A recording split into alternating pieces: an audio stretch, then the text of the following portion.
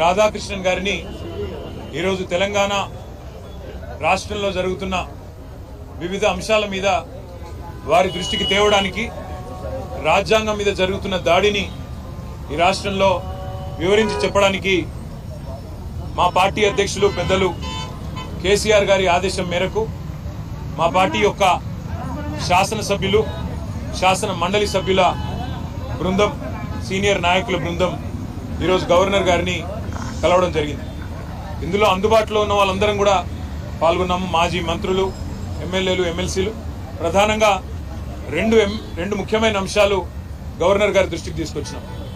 అందులో మొదటిది రాష్ట్రంలోని నిరుద్యోగ యువత, రాష్ట్రంలోని విద్యార్థులకు కాంగ్రెస్ పార్టీ ప్రస్తుత ముఖ్యమంత్రి రేవంత్ రెడ్డి గారు కానీ, అదేవిధంగా ఈరోజు పార్లమెంట్లో ప్రతిపక్ష నాయకుడు రాహుల్ గాంధీ గారు కానీ ఆనాడు ప్రతిపక్షంలో ఉన్నప్పుడు ఏమేం హామీలు ఇచ్చినారు, ఏ రకంగా వాటిని వాళ్ళ తుంగలో దొక్కుతూ అప్రజాస్వామికంగా విద్యార్థుల మీద దాడులు, నిర్బంధాలు, కేసులు, న్యాయం అడిగిన విద్యార్థుల మీద లాఠీలు విరగొడుతూ ఒక భయానకమైన వాతావరణం.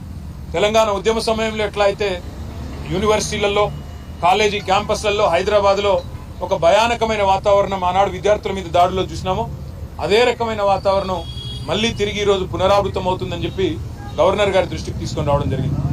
ముఖ్యంగా గవర్నర్ గారికి చెప్పింది ఏమంటే, మొదటి సంవత్సరంలోనే, ప్రభుత్వం ఏర్పడ్డ మొదటి సంవత్సరంలోనే 2 లక్షల ఉద్యోగాలు ఇస్తామన్న రాహుల్ గాంధీ గారి మాట జాబ్ క్యాలెండర్ అని చెప్పి పత్రికల్లో పుంకాలుగా ఫ్రంట్ పేజీల్లో ఇచ్చిన అడ్వర్టైజ్మెంట్లు ఇవన్నీ కూడా వారి దృష్టికి తీసుకొచ్చినాం.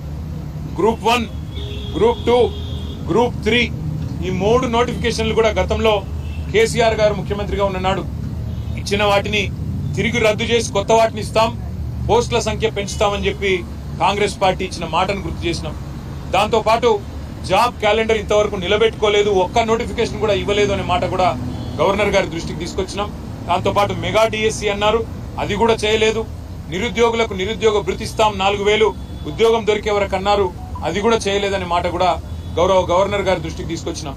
అన్నిటికీ మించి సిటీ సెంట్రల్ లైబ్రరీలో ఉన్న చదువుకుంటున్న విద్యార్థులను బయటికి ఇచ్చుకొని రావడం, ఉస్మానియా యూనివర్సిటీ హాస్టల్లో ఉన్న విద్యార్థులను ఇవాళ వారి మీద దాడులు చేసి మరి పోలీసులు అప్రజాస్వామికంగా వ్యవహరించడం, ఇవన్నీ కూడా గవర్నర్ గారి దృష్టికి చాలా వివరంగా మేమందరం కూడా వివరించి చెప్పడం జరిగింది.